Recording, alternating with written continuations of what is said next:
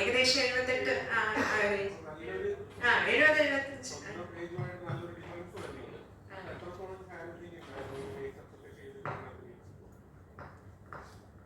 Challenging ആ ഒരു character ഞാനുമായിട്ടൊരു ബന്ധമില്ലാത്ത ഒരു ക്യാരക്ടറല്ലേ. അപ്പോൾ അതിൻ്റെ ആ ഒരു നടക്കുന്നതും അഭിനയിക്കുന്നതും എല്ലാ രീതികളും വ്യത്യാസമാണല്ലോ. അതെല്ലാം ഒരു ചലഞ്ചിങ് തന്നെയാണ് ആ ഒരു ക്യാരക്ടർ ചെയ്യുമ്പോൾ. എൻ്റെ ഏജുമായിട്ടോ എൻ്റെ സ്വഭാവമായിട്ടോ യാതൊരു സാമ്യമില്ലാത്ത ഒരു ക്യാരക്ടറാണ്. അപ്പം അത് ഡബിങ് ഞാൻ തന്നെയാണ് ചെയ്തത്. അപ്പം അതും എനിക്ക് ഭയങ്കര ഒരു ചലഞ്ച് തന്നെയാണ്.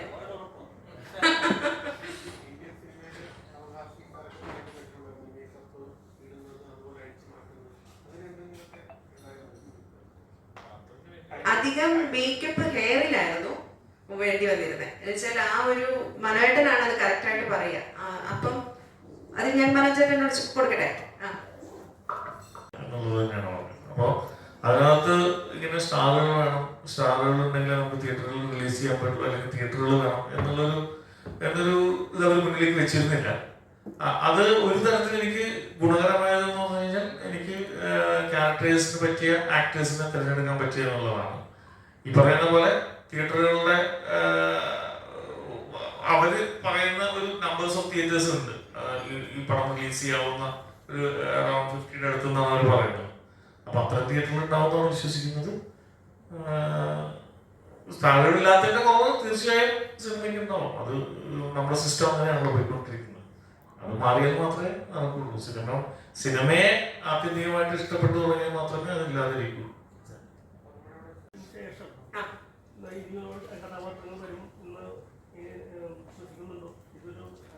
എപ്പോഴും അങ്ങനെയല്ലേ, നമ്മൾക്ക് എപ്പോഴും പ്രതീക്ഷയാണല്ലോ ജീവിതം. എന്റെ പേര് തന്നെ അതിന് ആശയാണ്. ആശ എന്നുള്ളത് പ്രതീക്ഷ. അപ്പം പ്രതീക്ഷയാണ്. 18 കേട്ടോ, 14 ആ ഒരു പ്രതീക്ഷയായി സിനിമ. വഴിക്ക് പോവും, മുറ്റിട്ട് ഒരു വഴിക്ക് പോവും. അത് ശരിയാണ്. പക്ഷെ സിനിമ നിലനിൽക്കണമെന്നുണ്ടെങ്കിൽ സംഘടിതമായ ഒരു ശക്തി വേണം, ഒരു ഇക്കോ സിസ്റ്റം വേണം. എല്ലാം ഇന്റഗ്രേറ്റഡ് ആയി വർക്ക് ചെയ്യണം. പ്രൊഡ്യൂസർ അസോസിയേഷന് പല കാര്യങ്ങളും ചെയ്യാൻ പറ്റും. ഈ ഫെഫ്കയ്ക്കും പല കാര്യങ്ങളും, എല്ലാ അസോസിയേഷനും പല കാര്യങ്ങൾ ചെയ്യാൻ പറ്റും. അവർക്ക് എന്തുകൊണ്ട് ആന്റി പൈറസി സെൽ ഉണ്ടായിക്കൂടെ? ഓരോരുത്തരും ഓരോ ആളുകളുടെ അടുത്ത് പോയിട്ട് പല രീതിയിൽ പൈസ പോകുന്നതിന് നല്ലതല്ലേ? അവർക്ക് കുറെ ടെക്നീഷ്യൻസിന് വെച്ച് ചെയ്തൂടെ? ഒരു പ്രൈവറ്റ് വിങ് ആയിട്ട് തന്നെ വർക്ക് ചെയ്യട്ടെ, ഒരു ഇൻവോയ്സ് ചെയ്ത് പൈസ വാങ്ങിയിട്ട് ചെയ്യട്ടെ. അതുപോലെ ഈ ബിസിനസ് ഡെവലപ്മെന്റിന് ഒരു സെല്ല് ഉണ്ടായിക്കൂടെ? അവർ പുതിയ പ്രൊഡ്യൂസേഴ്സിന് ആരുടെ അടുത്ത് പോകണം, എന്താണ് ഇതിന്റെ സ്റ്റെപ്പ് 1, 2, 3 ഓറിയന്റ് ചെയ്യാൻ പറ്റില്ലേ? അങ്ങനെ ഇഷ്ടംപോലെ കാര്യങ്ങൾ ഇതൊന്നും ചെയ്യാതെ അങ്ങോട്ടും ഇങ്ങോട്ടും പഴിച്ചായിക്കൊണ്ടിരിക്കുകയാണ്. അവിടെ ഞാൻ ഈ പറയുന്ന റിലേഷൻ ചില തന്നെയാണ്, ഇതിലല്ല. അങ്ങനെ ചെയ്യുമ്പോൾ സർക്കാർ അറ്റ്ലീസ്റ്റ് ഒരു സ്റ്റെപ്പ് ഫോർവേഡ്, അവർ ഇതിന്റെ കൂടെ ഒരു സപ്പോർട്ടായിട്ട് 1-2 പടങ്ങൾ ചെയ്യുന്നു. അവർക്ക് കൂടുതൽ ചെയ്യാതിരിക്കാം. അങ്ങനെ ചെയ്യുന്നത് വളരെ വളരെ അപ്രീഷിയേറ്റീവ് ആണ്. ആക്ച്വലി കുറേ കലാകാരൻ ഈ സിനിമയിൽ വർക്ക് ചെയ്തത് ഔട്ട്സ്റ്റാൻഡിങ് ടാലന്റ് ആണ്. സിനിമ കാണുമ്പോൾ നിങ്ങൾക്ക് അറിയാൻ പറ്റും. ഞാൻ ഇതിലിപ്പോൾ പറയുന്നത് ഇതിൽ അഭിനയിച്ച ഒരു ആർട്ടിസ്റ്റ് ആയിട്ടല്ല, ഈ സിനിമ കണ്ട ഒരു ആസ്വാദകനായിട്ട് പറയണം. അമേസിംഗ് ആയിട്ടാണ് എൻ്റെ ക്രിയേഷൻ. പക്ഷെ സെറ്റിലുണ്ടായിരുന്നു എനിക്ക് അങ്ങനെ തോന്നിയില്ല. ഇത് എന്തോ ഒരു ചെറിയ പടം. പക്ഷെ പടം സ്ക്രീനിൽ കണ്ടപ്പോൾ മനോജിന്റെ ബ്രില്യൻസ്, ഹരീഷിന്റെ ക്യാമറ, പിന്നെ ഈ അങ്കമാലി മനോജിന്റെ മേക്കപ്പ് എല്ലാം കൂടെ ഒരു അമേസിംഗ് ആർട്ട് വർക്കാണിത്. പക്ഷെ ഇത് നിലനിർത്തുക എന്നുള്ളത് നിങ്ങൾ ഉൾപ്പെടെ ബാക്കി നല്ല സിനിമ സ്നേഹിക്കുന്നവരുടെ കയ്യിലാണ്. അത് ടെലഗ്രാമിന് വേണ്ടി വെയിറ്റ് ചെയ്തത്. നമ്മള് ഈ കൊമേഴ്സ്യൽ സിനിമ അല്ലെങ്കിൽ അടി സിനിമ ഇടി സിനിമ എന്നെങ്കിൽ ഇപ്പോഴാണ് പറയാൻ തുടങ്ങിയത്. എന്റെ ഗുരുനാഥൻ ലോഹിസാറൊക്കെ ചെയ്യുന്ന സമയത്ത് സിനിമകളാണ് അവർ ചെയ്തിരുന്നത്. അതിനകത്ത് ഇത്ര അടി വേണം, ഇത്ര പാട്ട് വേണമെന്ന് വിചാരിച്ചല്ല സിനിമകൾ ചെയ്തത്. ആ കാലത്ത് നമ്മൾ ആ സിനിമകളെ അത്രയും തോളിലേറ്റ് കൊണ്ടുപോകാൻ പറ്റുന്ന സിനിമകളാണ്. ഒരു നല്ല സിനിമ ചെയ്യുക എന്നുള്ളത് മാത്രമാണ് അന്നും ഇന്നും ഞാൻ വിശ്വസിക്കുന്നത്. അത് കൊമേഴ്സ്യലാണോ ആർട്ടാണോ എന്നുള്ളത് കണ്ടിട്ട് ആളുകൾ തീരുമാനിക്കട്ടെ. ഓടുകയാണെങ്കിലാണല്ലോ കൊമേഴ്സ്യലാവുള്ളൂ, ഓടിയില്ലെങ്കിലാണല്ലോ പെട്ടെന്ന് ആർട്ട് എന്ന് പറയാൻ എളുപ്പം. അപ്പോൾ ഒരുപക്ഷെ ലൂസാറിനെ പോലെ അല്ലെങ്കിൽ അത്തരം ആളുകൾ ചെയ്ത സിനിമകളെ ഇഷ്ടപ്പെടുകയും സ്നേഹിക്കുകയും ചെയ്ത് വന്നിട്ടുള്ളതാണ് ഞാൻ സിനിമയിൽ. അപ്പോൾ അത്തരം സിനിമകൾ ചെയ്യാനാണ് ഇപ്പം മലയാളത്തിൽ നിൽക്കുന്ന പ്രഗത്ഭരായ എഴുത്തുകാർ വരെ, നമ്മളെ കുമ്പളങ്ങി നൈറ്റ്സും എല്ലാം ചെയ്തവരൊക്കെ എല്ലാവരും ആഗ്രഹിക്കുന്നതും ലൂസാറിനെ പോലുള്ള എഴുത്തുകാരൊക്കെ തന്നെയാണ് അവർ ആരാധിക്കുകയൊക്കെ ചെയ്യുന്നത്. അപ്പോൾ അത് ഇനിയും എക്സിസ്റ്റൻസ് ഉണ്ടെന്ന് തന്നെയാണ് വിശ്വസിക്കുന്നത്. അത്ര സിനിമകൾ ചെയ്യാൻ തന്നെയാണ് താല്പര്യം. അല്ലാതെ നമ്മൾ അടിസിനിമ എടുക്കണം എന്ന് പറഞ്ഞാൽ അടിസിനിമ എടുക്കുന്നതിനോട് കൊലപാതക സിനിമകൾ തന്നെ എടുക്കണം എന്ന് അങ്ങനെ വിശ്വസിക്കുന്നില്ല ഞാൻ. പാട്ടുകളും ഒക്കെയുള്ള സിനിമകളാണ്. അപ്പം ഇനിയുള്ള തലമുറകളെ ആണെങ്കിലും ഇതുപോലത്തെ നല്ല സിനിമകളിലേക്കൊക്കെ എത്തിക്കണമെങ്കിൽ, ഈ ലോ ബഡ്ജറ്റ് സിനിമകൾ വരണമെങ്കിൽ ഒക്കെ നിങ്ങളും അതിന്റെ ഒരു ഭാഗമായിട്ട് സപ്പോർട്ട് ചെയ്താൽ മാത്രമേ, നമ്മൾ ഒന്നിച്ചു പോയാൽ മാത്രമേ നടക്കുള്ളൂ.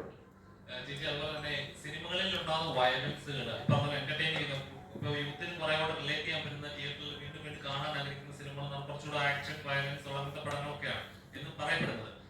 സർക്കാരിന്റെ പറയുന്നത് വെച്ചാല് ഇതേപോലത്തെ പടങ്ങൾ കുറയ്ക്കണം എന്നാണ് പറയുന്നത്. അപ്പം ശരിക്കും പറഞ്ഞ സിനിമകൾ നല്ല രീതിയിൽ ഇതേപോലത്തെ ക്രൈം ചെയ്യാനായിട്ട് പ്രചോദിക്കുന്നുണ്ടെന്ന് വിശ്വസിക്കുന്നുണ്ടോ? വിവേക ബുദ്ധിയാണ് അതിനകത്ത് വേണ്ടത്. കാര്യം നമ്മൾ ആരാണെങ്കിലും ശരിയാണ്, ഇപ്പം പല രീതിയിലുള്ള കുട്ടികളും ആൾക്കാരും ഉള്ള ഒരു ലൈഫാണ് ഇപ്പം നമ്മുടെ ഇടയിലുള്ളത്. അത് പല രീതിയിലുള്ള സിന്തറ്റിക് ആയിട്ടുള്ള ഡ്രഗ്സ് പോലത്തെ സാധനം യൂസ് ചെയ്തിട്ട് പല ക്യാരക്ടേഴ്സ് ഉണ്ട്. എങ്കിൽ പോലും നമ്മൾ ഒരു കാര്യം ചെയ്യുമ്പോൾ ഇത് തെറ്റ് ശരി എന്നുള്ള വിവേകബുദ്ധി മനുഷ്യനായ നമുക്കുണ്ട്. അപ്പം സിനിമയെ സിനിമയായിട്ട് തന്നെ കാണണം, ജീവിതത്തെ ജീവിതമായിട്ട് കാണണം. എനിക്ക് തോന്നിയിട്ടുണ്ട് അവര് അത് ആരാണെന്ന് എടുത്തു പറഞ്ഞിട്ടില്ല. ബാക്കിയുള്ള ഈ ചെറിയ വേതനം വാങ്ങിക്കുന്നവരോട് ഒരിക്കലും ഒരു സ്ട്രൈക്കിന് പോകാൻ തോന്നില്ല. കാരണം കോടികൾ വാങ്ങിക്കുന്നവരോടാണ് അവരുടെ സമരമെന്നാണെന്ന് തോന്നുന്നു. എനിക്കറിയില്ല ഇതിനെപ്പറ്റി ഡീറ്റെയിൽ ആയിട്ട്.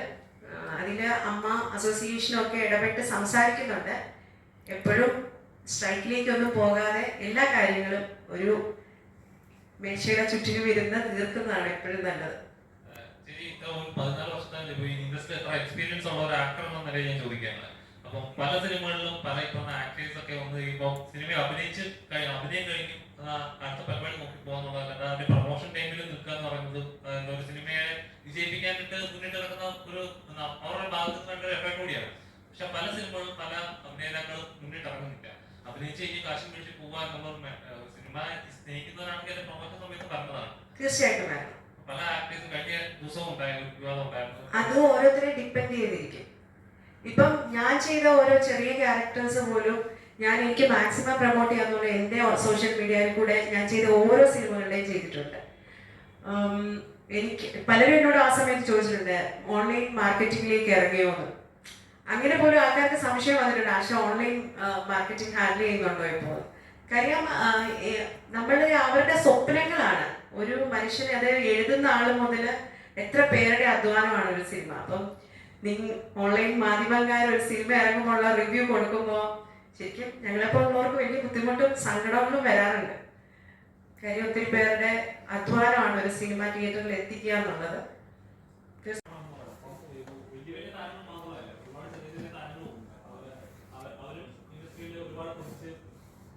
നിൽക്കുന്ന ആഗ്രഹമുള്ള ഒരു സിനിമയെ വലിയ പണിയെടുക്കുന്നവരുമാണ്. ഇപ്പം ഒരു കലാകാരനെ പോലും നിശ്ചയിക്കുന്ന കലാകാരനാണ്. അപ്പം താരങ്ങൾ ഈ പറഞ്ഞ പോലെ ശമ്പളം കുറച്ച് കഴിഞ്ഞാൽ എന്താണ് സ്ഥിതി ചെയ്യുന്നത്? ശമ്പളം കുറക്കണമെന്നാണ് ടീച്ചറുടെ അഭിപ്രായം. എൻ്റെ കാര്യത്തിൽ എനിക്ക് പറയാൻ പറ്റുള്ളൂ, അതൊക്കെ ഓരോരുത്തരുടെ ഓപ്ഷനാണ്. നിങ്ങളെ എത്രമാത്രമാണ് നിങ്ങൾക്ക് വിലയിടേണ്ടതെന്നുള്ള അവനവനാണ് തീരുമാനിക്കേണ്ടത്. അപ്പം ഞാൻ പറയുന്ന റെമ്യൂണറേഷൻ, ഞാനിപ്പോൾ ഒരു സിനിമ നോക്കുകയാണെങ്കിൽ എനിക്ക് റെമ്യൂണറേഷനേക്കാളും ആ കലാമൂല്യമാണ് നോക്കാറ്.